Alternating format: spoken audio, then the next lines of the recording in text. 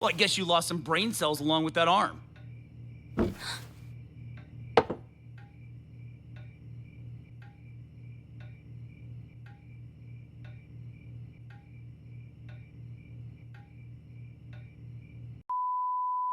Ciao all, Thomas here. Today we begin our journey into RWBY Volume 4, aka perhaps the most overhated volume of RWBY?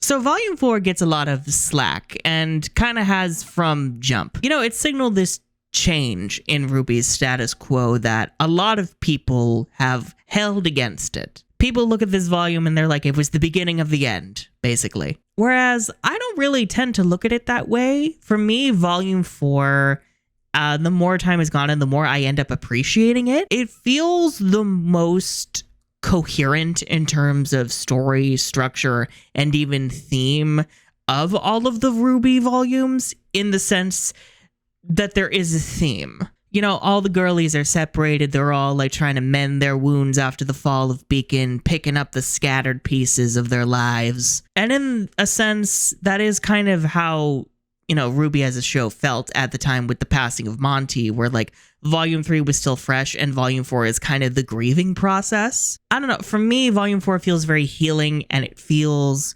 almost like a last hurrah. Like, this is the last volume of RWBY where I feel like there was a real sense of like soul and passion behind it before the cynical fatigue really set in. So I'm kind of excited to start Volume 4, actually. I'm really curious about how it's going to hold up, because Lord knows Volume 3 did not hold up whatsoever. Oh dear God. So to begin our journey, we're going to start with the RWBY character short. So in this little era, the Volume 4 to 6 era, also known as the Mistral arc or the Mistral era, instead of the color trailers that we got for the first volume, we have character shorts. And these are supposed to be our teasers for the volume of what to expect. And they're also kind of like technical demos, specifically this one, because we are switching from Poser to Maya.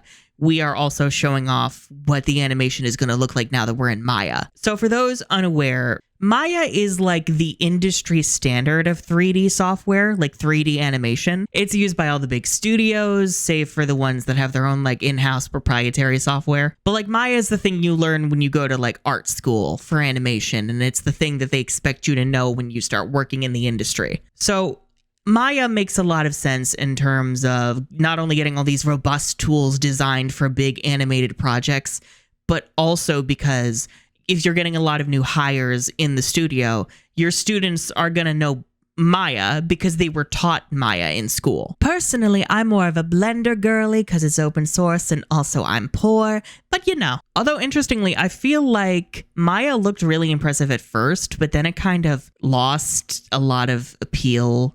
Not the software in general.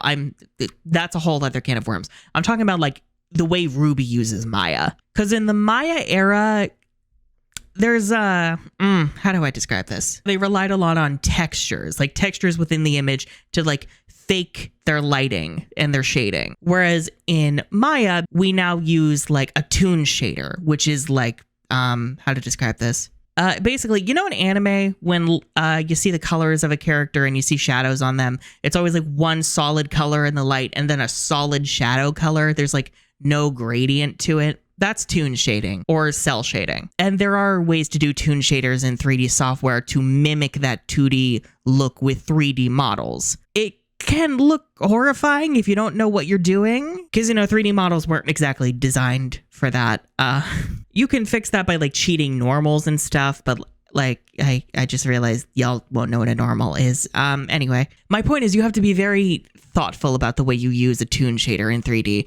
And for what it's worth, I think at first I really like the way that the shadows look on characters, and they were still texturing some things, but as RWBY went on, it's just a lot of really ugly flat colors and unflattering shadows. Let's see how the character short holds up, shall we?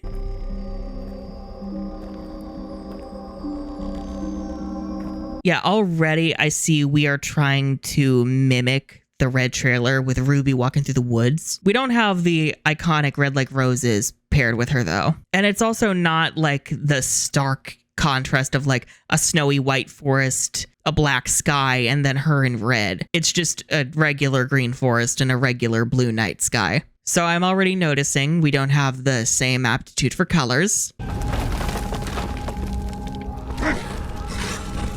I will say I do like the somberness of the atmosphere we've got going on.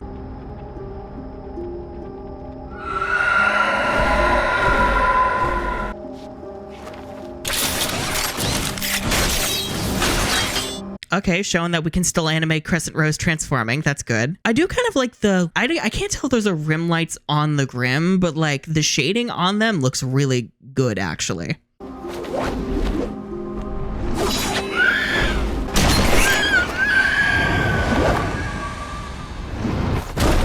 You just destroyed a piece of this town's culture, RWBY. Good job. Okay, we're bringing in her like little cute Spanish guitar. That's nice.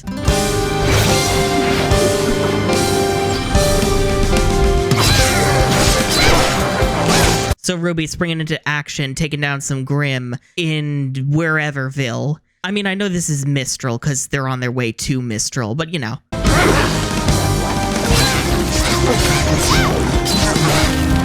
I do like the way the town looks. It's kind of like generic medieval fantasy village. But you know, it is a cute switch up from the more modern Vale settings we've had.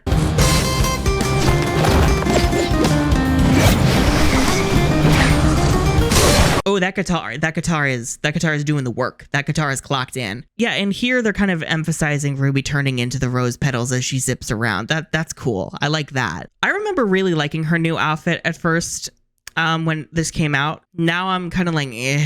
Like, why are the sleeves so close to the color of her skin? Why does she have so many belts? Like, I don't think I hate this look as much as other people do, but it looks really overly busy.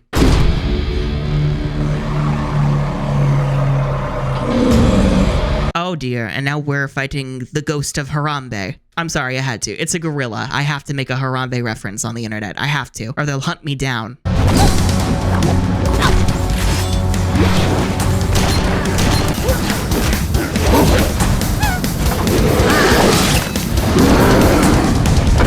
I do like that this Grim is like chucking other Grim to like show its intelligence in a fight.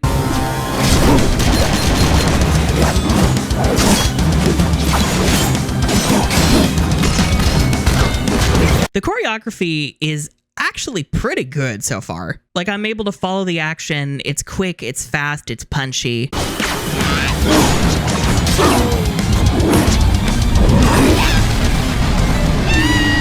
That bit was weird though. RWBY like falls into a building and it's like she's falling into an abyss. Like, the fall surely wouldn't be that far, and surely you wouldn't assume she was dead. But you know what? It did give us this iconic build-up and reveal from the clock tower, so that's cool.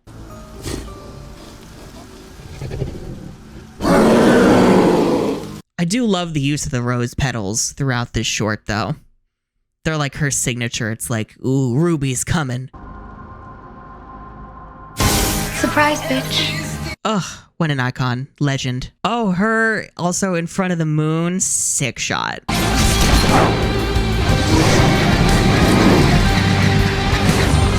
And the fact this has all been done with like no dialogue too, I kind of really appreciate that. Ooh, the way her cape like went out like that to frame her looked a little funky, but I like the attempt. RWBY, we saw smoke. Heading your way. Don't start without us. Oh, the rest of the team. I do appreciate that the short just focused on RWBY because at least here we can pretend she's supposed to matter the most. Foreshadowing as a narrative device. And note that it's also local comms only because there's no more global internet darlings.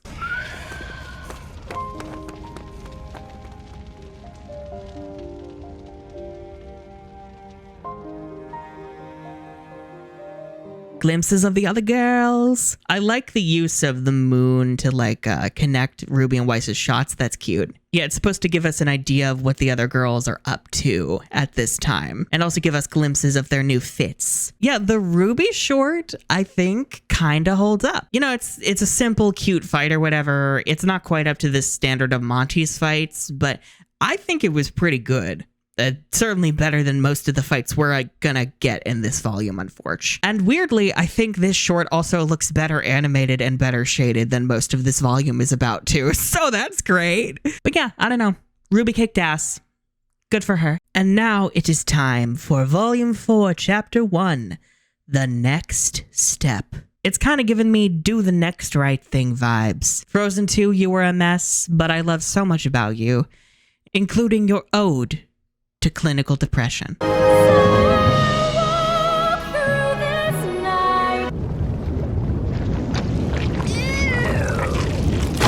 We begin, as all good stories do, on a pool of jello. Oh, I see we're showing off our weird slime physics right out the gate. I do like that Volume 3 ended on Salem in hell, and so we're just starting Volume 4 in hell.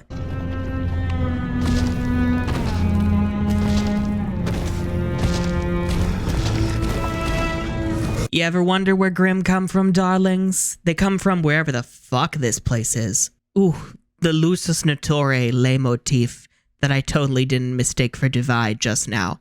Go off, sis. And Emerald and Mercury, in shock of how ugly Mercury looks. Holy Jesus. What is that? What the fuck is that? He looks kind of grape-flavored in this lighting. Move, I'm gay. And villainous council of evil. Don't worry, none of them are as interesting as they appear. Which, maybe I don't have to say, a lot of them look really boring. Y'all know this is a show where color's important, right? Did y'all get the memo? Allegedly. You hear that? Silence. I have half the mind to thank the little girl that bested you. Bitch, me too! Oh, hi, Cinder. You look real fucked up. I'm really happy Watts is bullying you. The short hair ain't too bad, though. If I were you, I'd hunt her down. And, well, she took your eye, didn't she? Oh my God. I thought this was a classy party. The way I was so convinced they'd rip out one of RWBY's eyes because of that line, as if they'd have the boldness. I mean, we needed a crazy person on the team. We're legally obligated to have one. Oh, thank God she can't talk. You know, it's so funny. She literally got like demigoddess powers last episode, and now she is this little weakling runt who can't even talk. I do find deep amusement in that. Hi at nines. A 10 is speaking. I'm an 11, but continue. Oh, hi, Salem. Hey girl, hi! I remember little cartoons of you riding on a Segway into this room, and I am delighted at the memory. And there's the divide leitmotif. There it is. Candles, I see. What scent are they? I love our vibe. What? Do you find such malignance necessary? No, but I do find it fun. I will say, kind of interesting that our girl power show suddenly has a mostly male table of villains. Interesting. I mean, I get you want to cram all the main powers into one bitch, but like, I'm just saying. She's become our fall maiden, destroyed Beacon Tower, and most importantly, killed dear Ozpin. I mean, you know that's not permanent, right? Like, I forget how much of this, like, they knew ahead of time, but it's like, Salem should know that, like, Oz will come back, right? Or is she just like, oh, well, he's out of our hair for, like, X number of years, so let's do this? The girl with the silver eyes. We've dealt with their kind before. How is it a novice was able to best one of us? I'm sorry, where the fuck were the rest of you while we were setting up the fall of Beacon? I didn't see any of you bitches helping. Yeah, the way she phrased it here is really weird. Even without her new power, it should have been effortless. It is because of the maiden's power. Because for the longest time, I was like, oh, so are maidens weak to silver-eyed warriors? But she doesn't mean the maiden powers. She's like the maidens, as in Cinder as a maiden, because of how she got the power, which she means Grimm, the Grimm bug. You hold the key to our victory, but your newfound strength brings with it a crippling weakness. Let's just make this as confusing as possible, I guess. And Hazel, I'm sending you to the leader of the White Fang. Adam Torres has arranged the meeting. The boy continues to prove loyal. Ensure that Sienna Khan feels the same. I'm already preemptively mourning Sienna. Thank you for asking. I do like starting on the villains just to set the tone for the volume. You will remain by my side as we continue your treatment. Dr. Watts, you are to take Cinder's place and meet with our informant in Mistral. Tyrion, I want you to continue your hunt for the Spring Maiden. I don't know, like this council kind of won last season, even though we didn't know most of them. So it does kind of make sense for them to set the stage going into this volume. Speak, child. She wants to know, what about the girl? Seems to me like this is Cinder's problem, not ours. Yes, we will be bullying you for losing to a child, Cinder. Next question. Tyrion, find the girl that did this to Cinder. And bring her to me. Oh, dear God. I remember thinking that like Tyrion would have run into Yang because he would have gone to the house looking for Ruby, and that might have prompted Yang to get into action, but no, we didn't get that. Okay. Beacon has fallen, and Haven will be next. I mean, at least we're setting the stage for what all of these villainous crew are up to and what their plans are. Eye for an eye. Now that's just rude. Do it again. Wait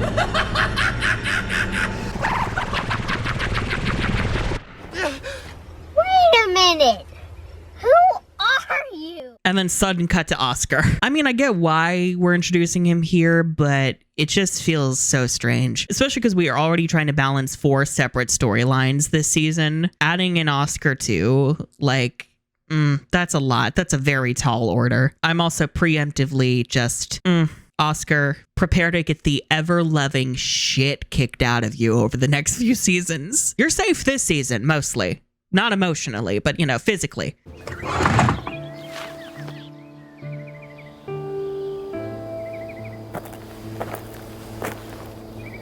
Day in the life of a farmer, I think. I don't know. I don't know farmers like that. Oh, that water looked like slime. Oh, that was not good. Oh, ooh.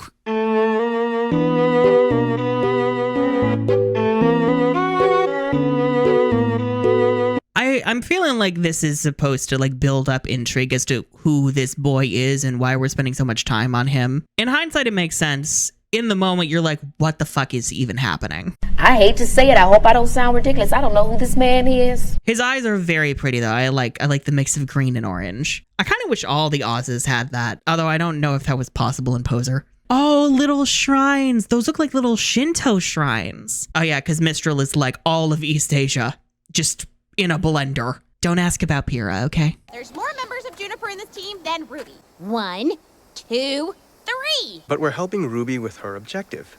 I will admit, I do find the arguing over team names thing very funny. I do. Guys, we need to focus. Also, Junior is way cooler. Eat dirt and die, trash.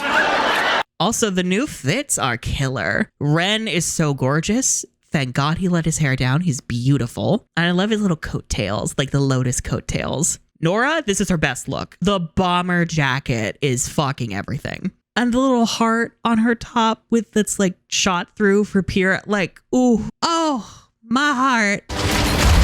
Hello there. Oh, good. A golem. That's what we need. A fucking giant golem to fight. I mean, it's RWBY. We're legally obligated to have a fight in the first episode. Sadly, I don't think it's one of the better fights. Oh, dear. I'm still not sure how Ren built up momentum to hop like that, but okay. I do like the design of the golem. I like all the floaty bits around its shoulders. I don't know, it gives it a really cool, funky silhouette. And it's still clearly grim with the mask and the red veins going through the rocks. That's a nice touch.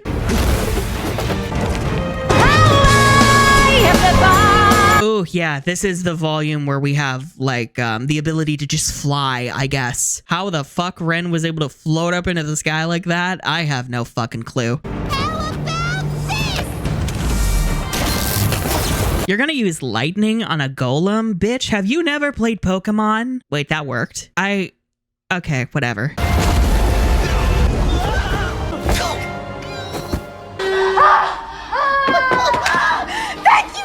You'll be fine without a weapon. You're the strategist. Jean, just shut up and die in the background, please. I mean, I am happy that the rest of this team is here with RWBY, because Ren and Nora get to actually be kind characters now, and I do like them. At least I remember liking them. Be careful. And also, it gives RWBY other characters to bounce off of during the journey. So, it would be kind of boring if it was literally just her. Ugh, that's disgusting. His arm is a tree! Oh, now you use the right elemental affinity. Okay. A few moments later. Big mistake! I see RWBY did not learn how to prevent forest fires. That's unfortunate. That's unfortunate. His arm is a torch. Heh. I hate myself. Guys, I got it! We hit it harder. That is the stupidest fucking thing I've ever heard. Oh, Jean, you really want to be Sokka. It's so sad. It's trying to keep us from its face. If we kill the limbs, we'll have a shot to kill the whole thing.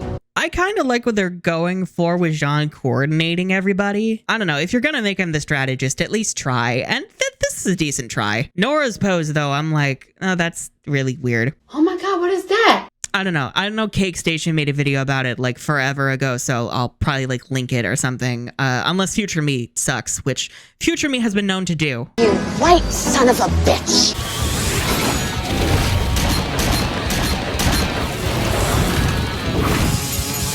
I do like that it seems with RWBY, they're still trying to use the bullets for her momentum. It's not as visually clear as it used to be, though.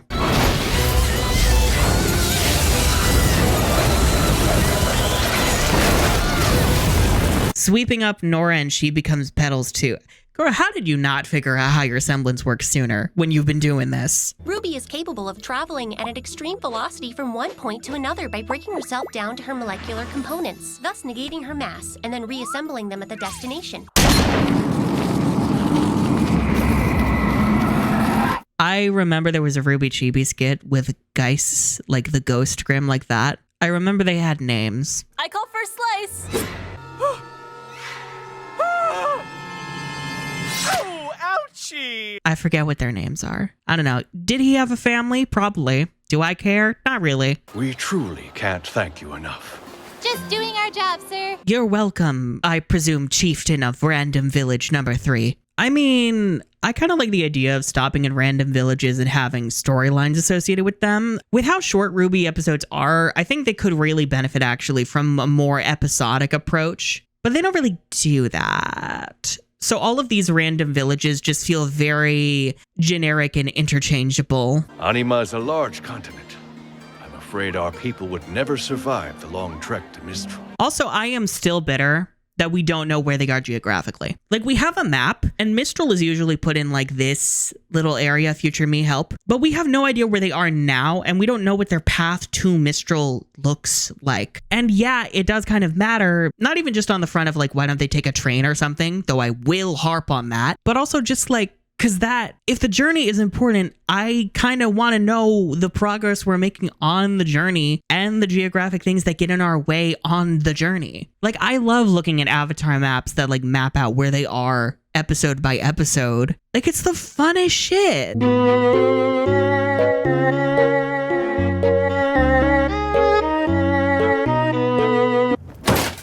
There you go, son. It's gonna be heavier than you're used to, but you'll thank me the next time you go up against a set of claws. Hi, Mr. Blacksmith. Hi. Hey, girl, hi! I'm not gonna touch on the whole like how did he get all the Pier's armor. I'm not opening that door, okay? I'm not seeking retribution this day. They're having fun with all like the light rays in different indoor environments though. They had him in Salem's castle, they had him in the barn for Oscar, and now they have him here in the shop. Like, they're just like, check out our new engine that we'll stop taking advantage of very quickly. What is that? What, my hoodie? I've always had this. The fact that this is an admission that we've never seen Jean without the armor, even just hanging out at Beacon, confirms to me we are not friends. Also, this is so unfunny. What did you do? Send in a box top for a prize? Yeah! I'm gonna take this and kill you both with it. This just feels very try hard. I don't know, I'm not liking it. I feel like I'm being told by like a prompter in the studio audience to laugh, and it's not happening. I suppose we don't have to grow out of everything. Ren's line there was cute though. Like, you know, we don't have to become a grim dark show just because people died. Although Volume 2 humor, I'm sorry, she is dead and she's never coming back. Which is sad because she was peak. That was some fine metal you brought me. Where'd you get it from?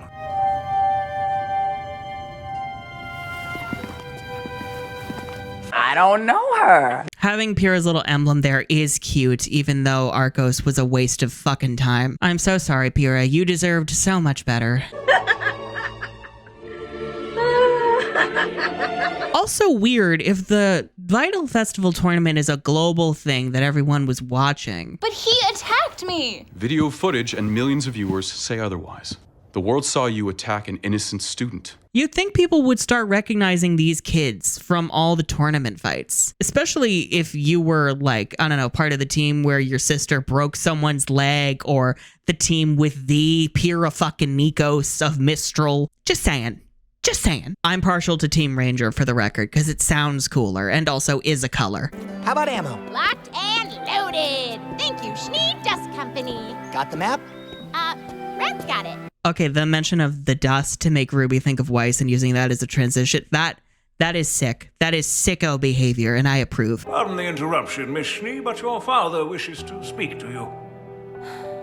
Thank you, Klein. Oh, look, see, again, the lighting. The lighting. Oh, God, all these blues. Damn. So this outfit, I don't mind it for Weiss. I'm just going to pause it right here before the intro. I don't mind it in this volume because it looks blue, and it's a very pretty blue color. It doesn't look good for fighting at all, but it's not really supposed to. Got a very pretty bolero top, a very cute gradient on the dress. I really dig it. My only gripes are, one, why did she not get a new outfit when she left home that was more combat ready? Why was it not the Shiro Miwa look? Like, sticking with this outfit when you leave the manor is so weird, especially because Yang got a new outfit when she left home, but Weiss didn't? And also, preemptively, I'm mad that this look is gray from volume 5 onward. Because what the fuck? What do you mean it looks like a really dirty, ugly, cold lake? I do love the aesthetic of the Schnee Manor, though. Like, all of this really cold blue. I mean, we are kind of... I can't even say we're losing the red, white, black, and yellow thing, because I don't think we ever fully had it. So, god damn it.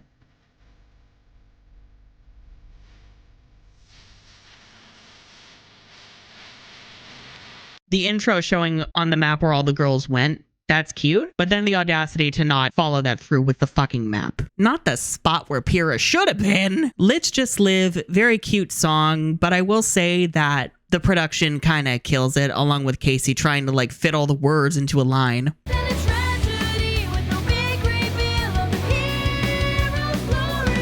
Because like thematically, this song is very on the money, and I actually really love its message. I especially love the slow bridge. But like the muddy production on the guitar and the drums is kind of killing this in par with like the rushed, strained vocals. There's a cover of this song I really like with a more orchestral production.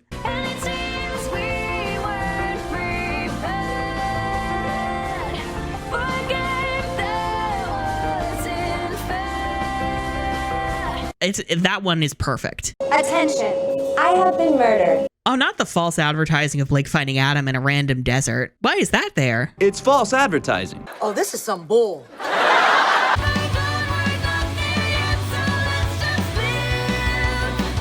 So yeah, that's the first episode of Volume 4. I do kind of like that it doesn't try to cram all the girls into the first episode. You know, we get to see the villains, we get to see Oscar, and then we get to just mostly focus on RWBY and Team Ranger. And then the glimpse of Weiss at the end. I actually really like that pacing-wise. So yeah, that episode was kind of... It wasn't bad. I think it set the stage fine enough. I think it's just the Golem fight was really underwhelming as the opening fight of the volume. And even though we did focus mostly on RWBY's team, we were mostly just kind of focusing on Jean strategizing. I don't really have a strong feeling of how RWBY is doing at this current moment, aside from the brief sadness about the mention of Weiss, or like the Schnee Dust Company that made her think about Weiss. I think a lot of hindsight kind of sinks this premiere a little bit in terms of quality, but it works. It works fine enough. This does not bode well. And now, Chapter 2, Remembrance. This episode I remember actually liking a lot more than the premiere episode because, you know, we got to see Weiss, my girl, but also we got more in-depth emotions for the characters. It felt more emotionally engaging than the premiere episode is what I'm trying to say.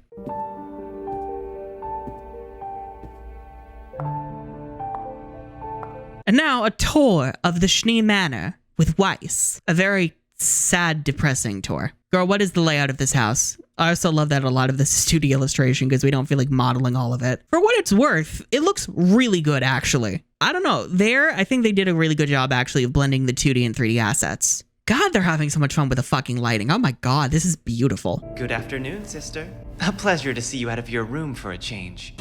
Oh, what you said? Queen. You're in a cheery mood today. Klein made crepes for breakfast. Whitley, please say less gay things. The homophobic bitches are coming for you, bitch. Mother? She's already drinking in the garden. Oh, day drinking. That's fun. Also, it is weird, though, because before this, there was no mention of Whitley's existence whatsoever. And now it's like, oh, she just has a younger brother. Okay, sure. I heard Father shouting with someone in his study earlier. I just wanted to warn you.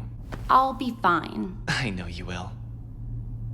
You're strong, like Winter. You never liked Winter. True, but you can't deny her resolve. Oh, not the Dutch angle. Spindly little Jack Frost wannabe. Girl, God help you. And now Weiss is going to walk in the opposite direction she was walking to begin with, so we can have this shot of a really sad, depressing family portrait. Weiss and Winter just like, get me the fuck out of here. You believe in destiny.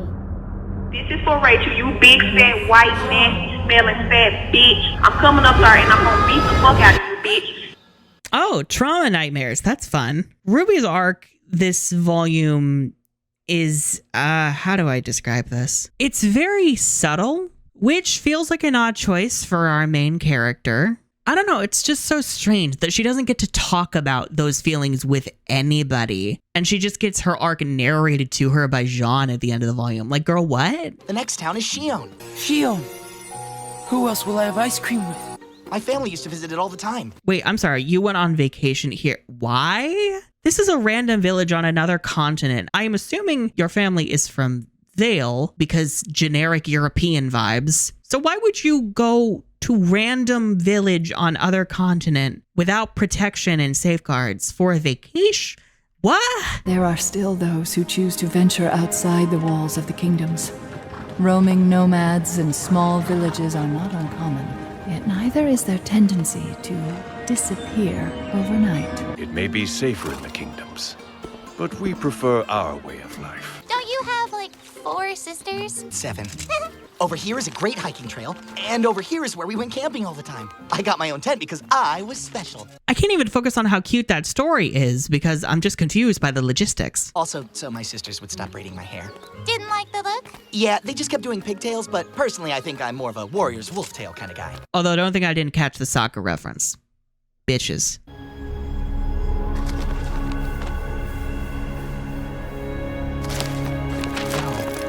Oh, yay! Destruction! I'm so sorry, these towns all look the fucking same. Jesus Christ. Tim, there's people that are dying. You're not even gonna, like, change up the architectural stylings or the geography to make them look different? Huntsman!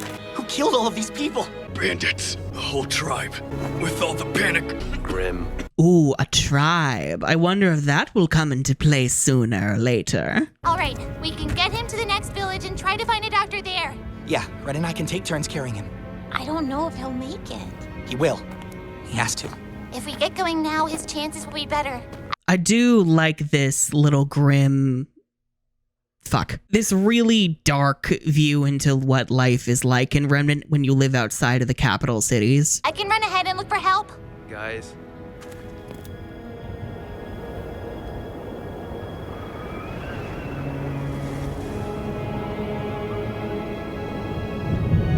Should we bury him? We should go. It's not safe here. And I think also for what Volume 4 is trying to do, where it's trying to, like, give us hope, but still not quite letting us out of the darkness of Volume 3 yet. I think this works. I think this works rather well tonally. And you can just kind of feel the guilt and the pain in all the characters. It'll be okay. I'm just tired of losing everything. Especially, like, Jean and Rent. Oh, the men. God damn it. Interesting. Miles, Carrie, where are you?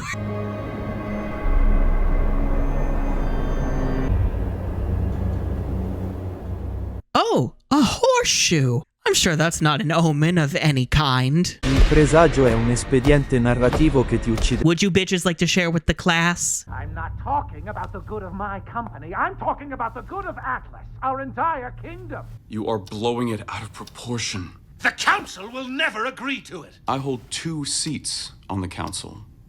Your dust embargo has already cost me millions. I can promise you I have not forgotten. God, Jacques is a fucking weasel. It's so weird. Weiss is supposed to be really scared of this guy, and he's just a fucking loser weasel who, like, doesn't matter in the story at all. I mean, I get, like, the whole thing of Weiss building up this image of him to be afraid of in her head, but, like, come on. Also, can we talk about the fact that he and Ironwood have stolen the color white from Weiss? Like, if Weiss is in blue because she's out of her element and being made to, like, no longer be herself, and the whole manor is blue to reflect that, and the cold feeling of the Schnee family, shouldn't Jacques' color be blue and not white? I do appreciate, though, all the photos of Jacques and where he has the black hair. It kind of makes it more obvious he dyes his hair white to fit in with, like, the Schnee branding. That's a cute touch. Please know, you'll always have a home at Atlas Academy, Miss Schnee.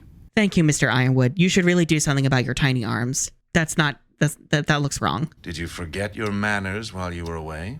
And the snide comments begin. Gee, I wonder where Weiss got her bitchiness from. Can you believe there are still people in the world that blame Atlas for what happened to Beacon? Thanks to him, Atlas is forbidden from exporting dust to other kingdoms.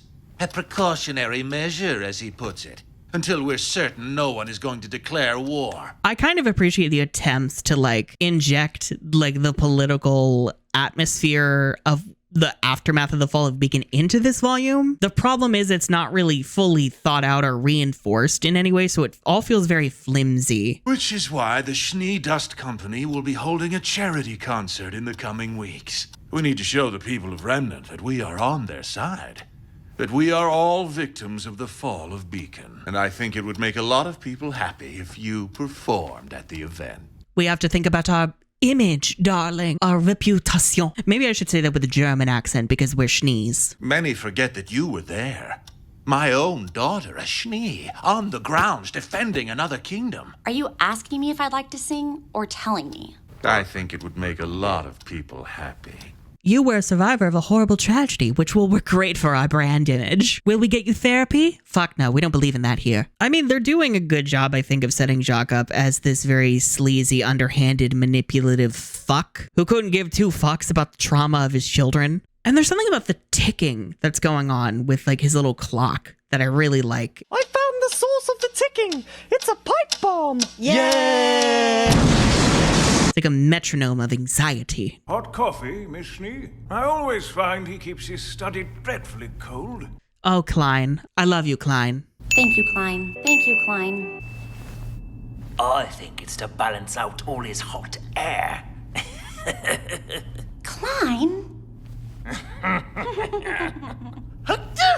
I do find it really cute, though, that he has, like, the multiple personalities and they're all, like, the 7 dwarves. That's a cute way of getting that reference in there.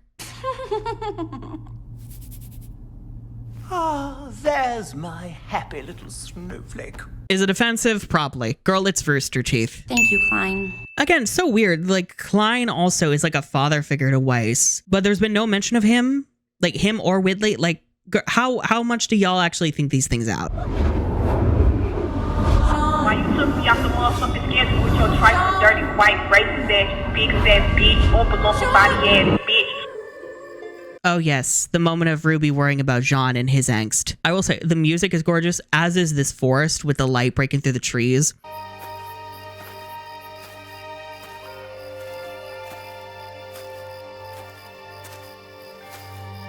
The shape of the trees, too, I really, really like. I don't know what kinds of trees those are, but I wonder if those are, like, trees more common in East Asia. All right, Jean. Just like we practiced. Follow these instructions. The logistics of how Pyrrha set up this call and, like, why she would do that. Like, were they expecting to be away from each other? Like, was this for, like, after they all went home for the, like, break between years after the festival or something? Like, it doesn't... the logistics of this don't make any sense. Emotionally, though, I think it does work as like a little reminder of Pyrrha. It can feel like so much effort to progress such a small amount. I want you to know that I'm proud of you. I've never met someone so determined to better themselves. You've grown so much since we started training. And Pyrrha, the video of her here being animated in Poser, I don't know, it's nice. It's like a little reminder of the era that we lost her in. Just in general, I kind of appreciate what this is trying to do, even if the logistics don't make any fucking sense. Jean, I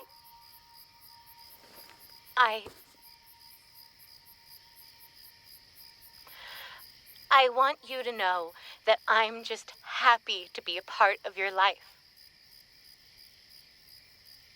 But it is also kind of weird because it's like Jean is getting more focus on his grief than RWBY. It's like, Jean, I know Pyrrha was your friend, but you didn't really give that much of a fuck about her in hindsight at all. Pyrrha really only existed for the sake of your own grief and development. Like, wow.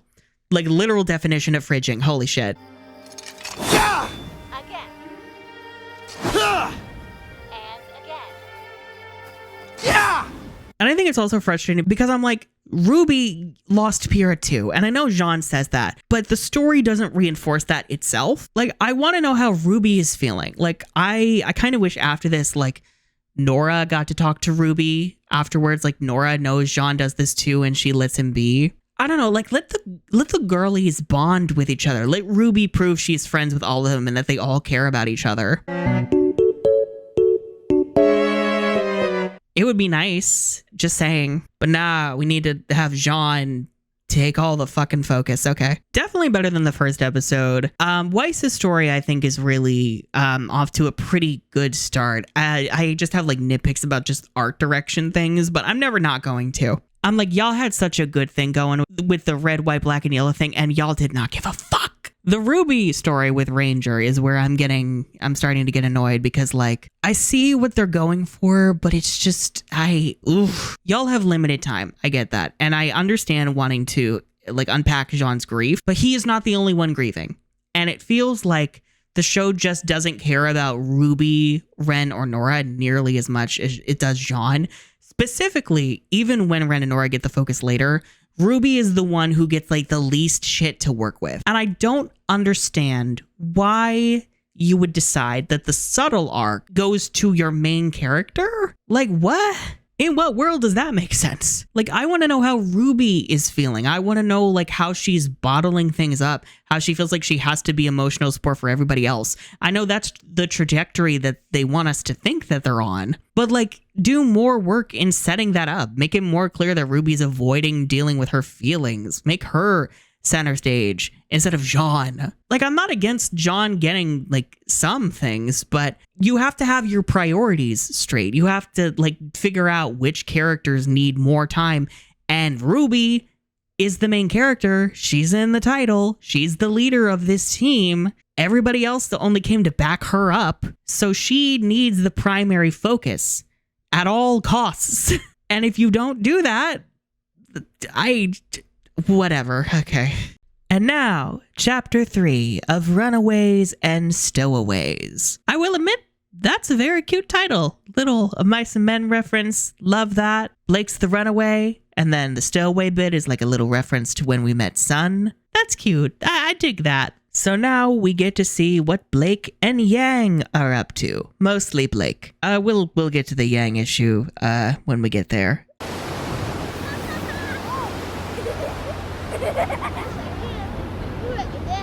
You know, honestly, I don't hate the way that the water looks in this. I love that I've made enough ocean textures with Vodonoid textures to, like, understand how it was made.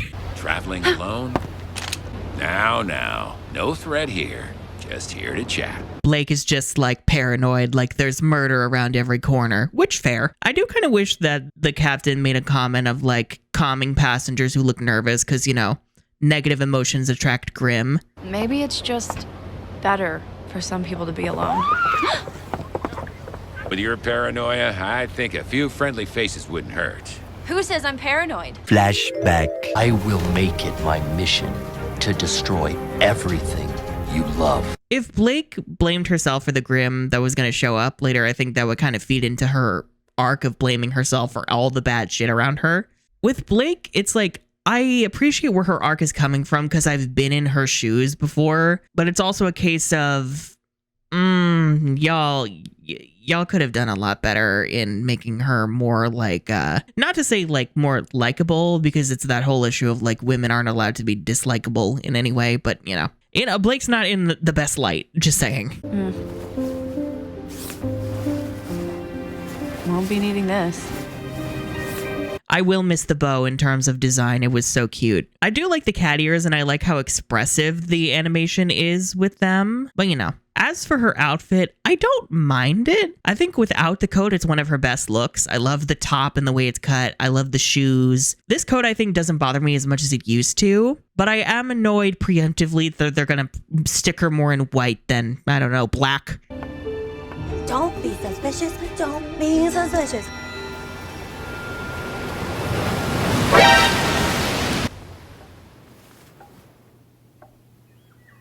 Oh, hi, Yang. Oh, look, a little Zwei snoozing. It does make sense Yang would be more at home after what she's been through. It's like, it's got to be hard to even get out of fucking bed with this new reality that's been thrust upon you. But I do also like that it allows us a glimpse into how Vale has been doing since the fall, since all the other girls are gone. Though the failsafes have supported wireless communication within the kingdom, the loss of the CCT tower continues to prevent contact with the outside world. The Vale Council voted this week to continue to ban any air traffic that does not have a direct correlation with evacuation.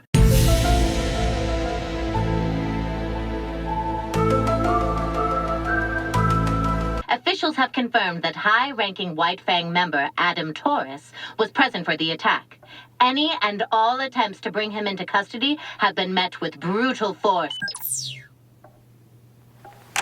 It does beg the question, how much time has actually passed since the last volume? Because I remember comments from the writers where they were like, oh, it's been a few months, but this gives more like it's only been like a week or two.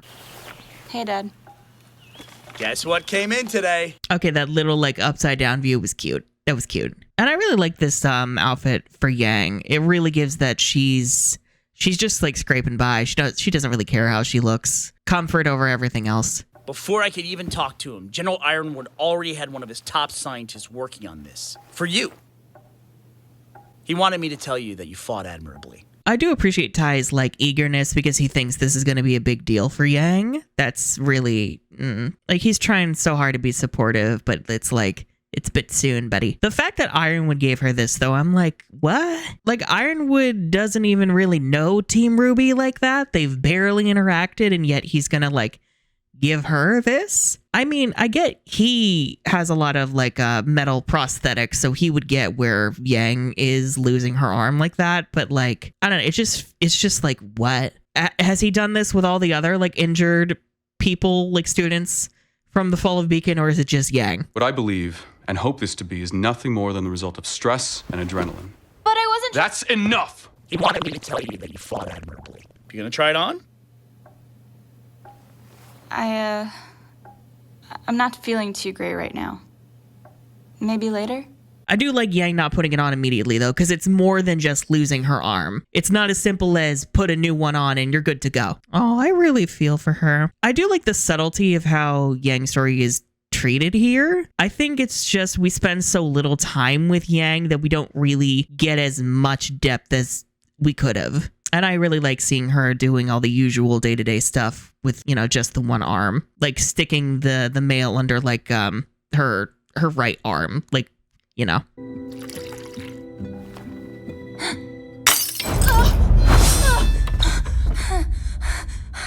I think that specifically, she was probably thinking of handing it off to her other hand, but you know, she doesn't have it anymore. It's like a habit thing. It's an instinct thing. Okay, I will say though, the set design, what the fuck is going on? Why are the cabinets so high up? It feels like all of the furniture is like sized incorrectly. It's like bigger than it should be and higher up than it should be. Like, why do I need to like scale a mountain to reach a cabinet? Who's there? Why are you running? Why are you running? Very pretty sunset, I must say. You know, actually, I kind of like it because it's the fading sun from the day, which is, you know, sun, but it's also the beginning of night, as in Blake. I like that. I do. By the gods. Oh, shit!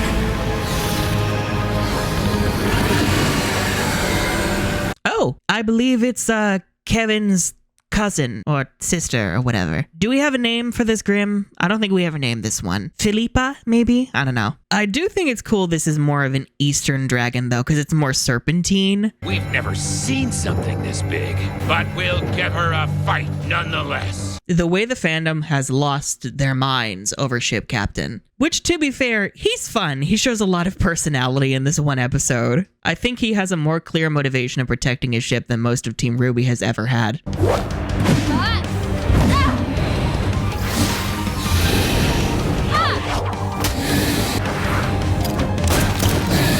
Oh yeah, see, there's, again, the whole, like, flying up into the air and leaping 1,000 feet without, like, building momentum. Like, how the fuck did Blake do that? Like, how did she just yeet herself into the sky? And also, the fact that her shadow, it wasn't, like, a actual, like, shadow. It was just, like, a clone of her model.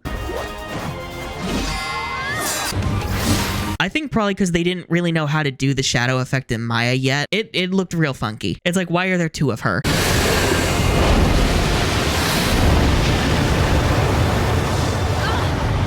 Of course it has wings. Why wouldn't it have wings? So it can torment you in the sea and the sky. That's great. I do appreciate, though, that they didn't do a dumb cat joke with her on the water. Because, you know, they love their fucking cat jokes. Hey! Not Sun using Blake as a stepping stone. Although that is very Sun-coded behavior. You see, Sun's semblance has that effect, but Blake's doesn't. Like, what's up with that? What are you doing? Just, hanging out! Can we talk about the fact that Blake got a new outfit, but Sun is still in his ratty ass basic bitch outfit? I hate it here.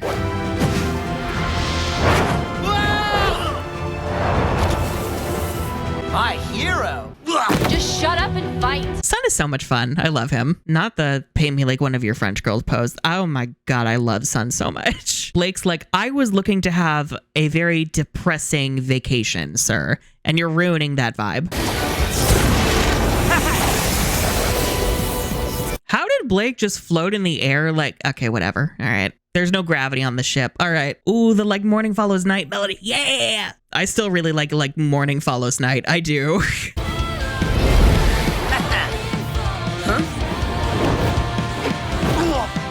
Sun's like, I'll catch you. And Blake's like, yeah, no, it's your turn to be the stepping stone, bitch. They're really trying so hard to pull those anime moves.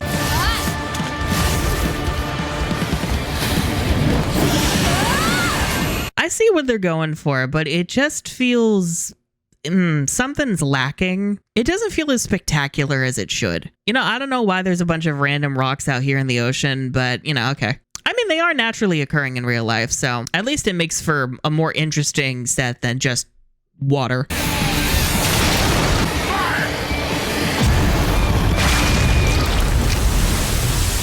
Not the frickin' sea dragon got Ursula'd. And now we have Grim Sashimi. And the slaps begin. God damn it. Up top! Ah!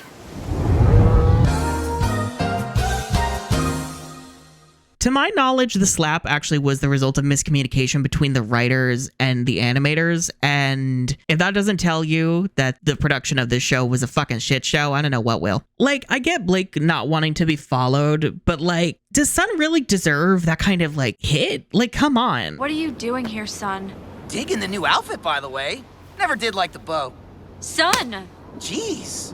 Have you been following me? I don't know what it is. This scene between them, like, at night now looks really good. Specifically, like, the lighting and the... Are those rim lights on Blake? They're very faint, but they look really good, actually. Once we landed in Vale, you made sure everyone was okay. And then you just took off without saying anything. I had to. You wouldn't understand. My loved ones were threatened. I do love Sun thinking the best of Blake. Like, she's coming out to, like, kick the White Fang's ass. You're going on a one-woman rampage against the White Fang! What? And Blake's just like, no, that is entirely wrong. Oh my god. I don't know. I feel like that's says a lot about like how Sun views Blake very highly. But I'm also like, Sun, did you not check where the ship was headed when you got on board? I'm not going anywhere near the White Fang. Not yet. Seriously? I need to sort some things out. I am kind of annoyed that like Blake doesn't mention Adam's threat to like destroy everything she loves. Like, I don't think she ever brings it up, like, to anybody. And I'm like, why would you not? Like, it's like, I understand what Blake's going through, but the show isn't really sitting with it and making us understand it fully. Then why not do it with your team? You're one to talk, assuming Neptune Stage and Scarlet aren't hiding below deck. They flew back to Mistral. I told them I'd catch up. Not the first time I left him to take a boat. Sweetheart, the rest of his team doesn't matter. Get with the program. You are a very bad team leader. Though to be fair, your team doesn't matter and one of them's Neptune. So yeah, abandon them. Where are you going? Home. To Menagerie. Okay, the way Erin said Menagerie, like, she mumbled it. It's so hard. It was so hard to figure out what the fuck she said when I watched this, like, first. There's really no stopping you. Nope. I remember when they were doing like the tie-in DC Comics, Blake described going home as like a cat going back under the porch to die. That was such a fucked up way to frame it, but also accurate to the way I clocked Blake's feelings. And I wish it was in the show. That'll be a regular journey to the east. Also, I don't think I didn't catch that Sun Wukong, like actual mythology reference, you bitches. Don't fight it, girl. You must make it dread you. Ooh, yeah, they're trying to like foreshadow Cinder's grim arm without like explicitly saying that's what it is. It is weird because it's not going to be revealed for another season and a half. So if you're just watching this, you're just like, what the fuck? What's happening? Does Cinder have really bad heartburn right now? Like, what's happening? Oh, a grim jellyfish. What an interesting way to turn the grim into your secretaries. Okay. So unfortunately, because you are not covered by insurance right now, you have to pay out of pocket for your session with the doctor today. I am imagining that thing at a secretary's office, just using its little tentacles to like on the keyboard, it gets a nail file and it trims like the little sharp blades on the end of its tentacles. You ask it a question and the jellyfish just gives dial tone. Cinder, I am going to ask you this one more time, and I expect a clear answer. Did you kill Ozpin? No! I want to hear you say it. It's the way that no was not scary, like, at all. I'm sorry, Salem. That was not frightening. Yeah, I'm like, Salem, you know Oz reincarnates, so like what's the big deal? Like, why are you okay? Reinforce our numbers at Beacon. The relic is there. First mention of the relics. Why, no, we're absolutely not retconning the important MacGuffins of our plot yet again. No, definitely not. Why would you ask that? Why would you ask such a silly question? Move, I'm gay. What are you planning? So, yeah, that episode was fun. I really liked Yang's scene. I actually really appreciate the subtlety with her story and like not wanting to put on the arm yet and what she's dealing with. Blake's story, I think, is a solid start, you know, minus the slap and the weirdness to the fight. I think in general, Blake's story just kind of suffers from not going in depth enough with her emotions and how much she blames herself until the very end. And then the Salem Cinder scene was just fucking weird. Okay. And now chapter 4, family. Hi, Oscar. You know, it does feel kind of fitting that the last scene was Salem and now it's Oscar, as in, what are you planning, Oz? It is funny though, because we had no name for this boy until this specific episode. He was just random farm boy.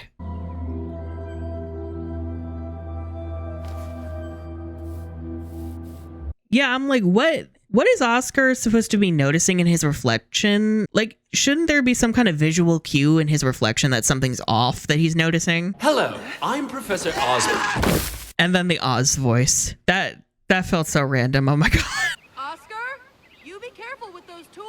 Thank you, faceless aunt we'll never meet. And then immediately, Yang Nightmare Land. I do appreciate that Yang gets more of a focus this episode, because we got the brief intro to her last episode, but now it's really time to like see how she's doing. And I do like that this nightmare, it not only makes Adam out to be like a frightening figure for her because of what he did, but also like highlights the helpless feeling that Yang has because of him, because she's never really had that before. She's always been super gung-ho, super courageous, super brave, and now she's like actually like scared to get back into combat.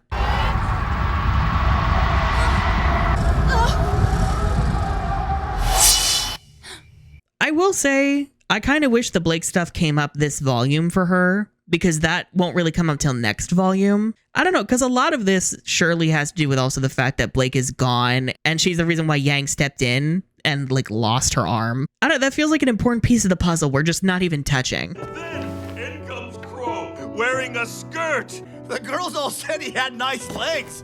I did that jerk a favor. Like what you see? On the one hand, the professors knowing each other and chatting and having a bro talk is cute. I'm gonna give them a pass on the whole man in skirt funny thing, just because Rooster Teeth culture. I expect nothing else than this. Good fucking lord. But it's also like, y'all are friends, but also we've never like seen any of y'all around the house or heard about y'all like ever. I don't know. Shouldn't Ruby and Yang like be a little bit familiar with Oz and the other professors before they start at Beacon, if their dad is so chummy with them? So what are you doing here?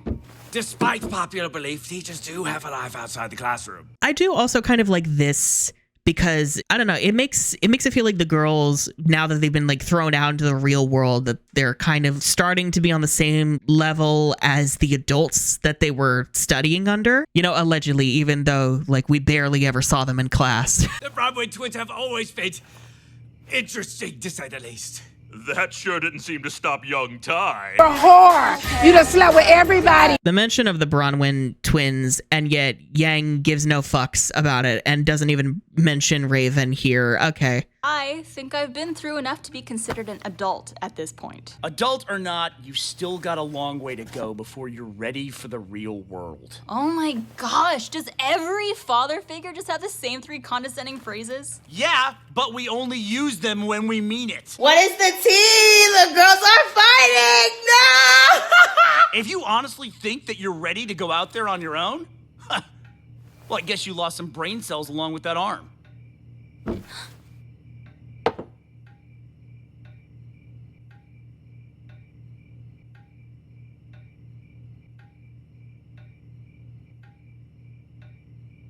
On the one hand, that's a really fucked up joke. Holy shit. On the other hand, I also kind of like the fact that they pulled a fake and Yang actually wasn't bothered by it, like, at all. You jerk! Are we finally talking about the Goliath in the room?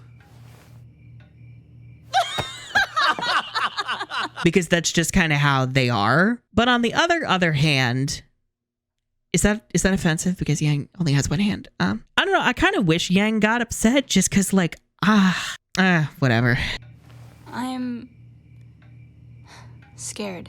Everyone keeps talking about me getting back to normal, and I appreciate it, but this is normal now.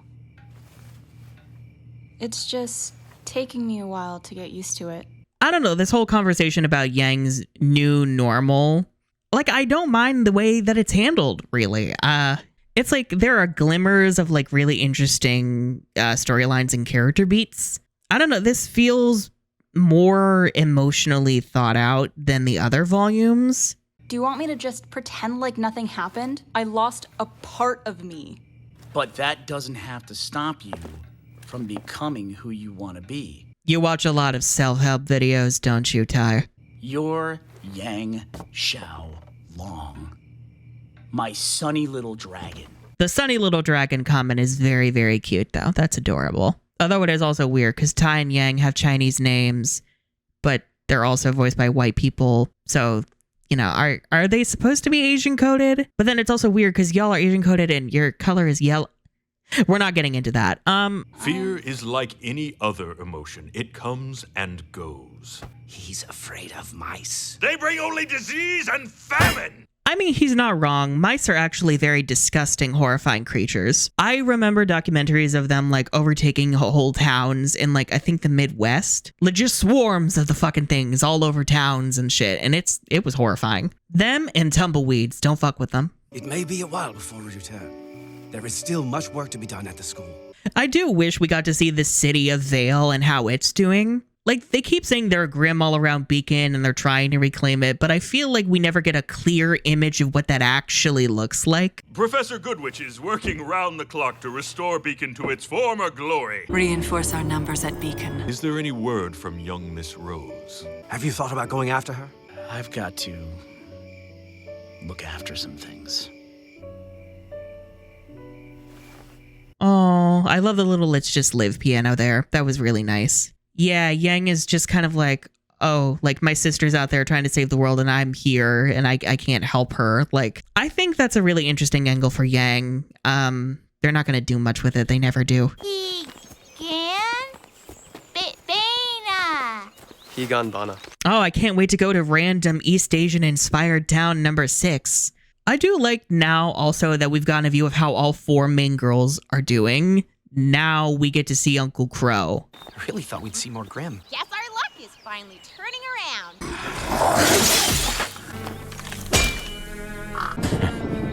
Luck. Keeping a distance, keeping an eye on his niece and her friends. Oh, hi, Raven. Are you thinking about the bad choices you're going to make? Y'all might be asking, why is Crow not going with her? We'll get the answer. We'll get the answer, and it'll actually be like a decent one, so chill. I can't believe I just gave Ruby grace. Oh my god, what's happening? That was a nice shot of them in the inn and then going across the rainy street, and it's Crow watching from the bar. That was nice. That was a nice shot. Didn't it? From the woman upstairs, red eyes. Said you wouldn't mind bottom shelf. But I went ahead and gave you top.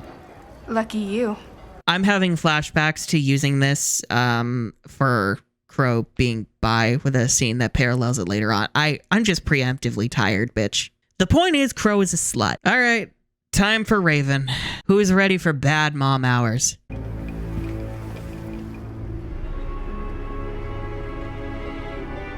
girl, hi! To be fair, she, didn't want to be a mom, and she gave the kid to, Ty, who did want to be a parent.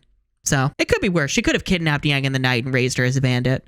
What do you want? A girl can't just catch up with her family. She can, but you're not. I love her just chilling up here with the mask, just like, welcome to my shadowy little corner, brother. And Crow is just like, I'm so fucking over you, you dramatic bitch. Did you know Yang lost her arm? That's not... Rhetorical question. I know you know. It's just obnoxious that you'd bring up family, then carry on like your own daughter doesn't exist. I saved her. Once. Because that was your rule, right? I will say, I remember, I think Judgmental Critter had like a little contest of reanimating scenes. There was one that like did this scene between Crow and Raven was turning into an actual bird. It was so sick and so cool, and I wish it was canon. Especially the way that, her headpiece is meant to look like bird feathers. Crow has to drag you for being an absentee mother. Just once. Just once. I told you Beacon would fall, and it did. I told you Ozpin would fail, and he has. Yeah, this bit. If we had heard that Raven warned Yang about the fall of Beacon, this would hit a lot more, just saying. Flashback. Yang, we have a lot to talk about. Does Salem have it? Thought you weren't interested in all of that. I just want to know what we are up against. And which we are you referring to? Yeah, Raven gave birth to Yang. She's a bio mom, but like Summer is the one who raised her. So like, I don't know. I just don't think Raven is as bad as y'all say just because she didn't want to like raise Yang. Now the shitty endangering of human life as a bandit, that y'all can bully her for. The tribe raised us, and you turned your back on them. They were killers and thieves. They were your family. You have a very skewed perception of that word. Although I will say the Bronwyn tribe being like Norse, but they're not Norse at all, and also they're based in fake Asia. Is this like a multi-culti cosmopolitan fairy tale world? Because I'm lost. I lead our people now. I will do everything in my power to ensure our survival. I saw. The people of Shion saw too. Flashback. Who killed all of these people? Bandits. The whole tribe. She makes the tribe sound like so close-knit and so cool and so powerful, but it's literally just a bunch of losers who live in the woods and like rob gas stations. Like, especially the way she's dressed like a fucking samurai. I was like, is this tribe, they should have called it a clan. Like, but is this tribe like a bunch of samurai warriors that maybe have magic? That'd be so cool. And then it wasn't that. What a waste of a design. I don't know where the Spring Maiden is either. But if you do, I need you to tell me. And why would I do that? Because without her, we're all going to die. We have to mention Spring for next volume to be scary. Even though this is the last time we'll see Raven this season, because fuck you. And which we are you referring to? Oh, not you throwing it back in his face, you bitch, even though that was masterful. Look, I see a bad bitch being a bad person, and I just have to respect the game. Unless it's Cinder. Fuck that bitch. It's terrible what she did, but it's just kind of like, damn, you go, girl. Make this one a double. On the one hand, powers are normal in this world, so why are you scared? But then again, guns are also normal in this world, and if I saw one, I'd start crying. So, you know. Let's get started. Oh, that's such a nice way to like segue into the next part of Yang's story. She walks out, sun is out, sun's bright. She has the arm, she's ready to start. That's really cute. I like that. Yeah, I would say these 4 episodes have done a pretty decent job at showing us where the girls are and what their stories are going to be like for the rest of the volume. The main issues really, I think, are just that Ruby's story doesn't care about her as much as it cares about everyone around her. Like, even her uncle is getting more to work with than she is. Like, goddamn. But like Weiss and Yang's stories, I think, are pretty good so far. Yang is just gonna disappear for like a long while, so that's really the problem with her story, is that it's barely there. You know, maybe if we cut all the Oscar stuff and like just move that to next volume, we could have more time for Yang, just saying. I think though, overall, I like the structure of the volume so far. I think this is probably the most interesting the story's ever been from a character perspective. The world building is kind of ass, but you know, it's always been so I expect nothing less than like a complete lack of effort on that front. I don't know. How do y'all feel about volume 4 thus far? How is it holding up for y'all? Is it better than you remember? Is it worse? Or do you just not care? But bitch, let me know. Engagement. Anyhow, I'm off. Am I gonna take a train to Mistral? Of course I am. First class, bitch. I'm not walking like that dumb bitch Ruby. Absolutely not.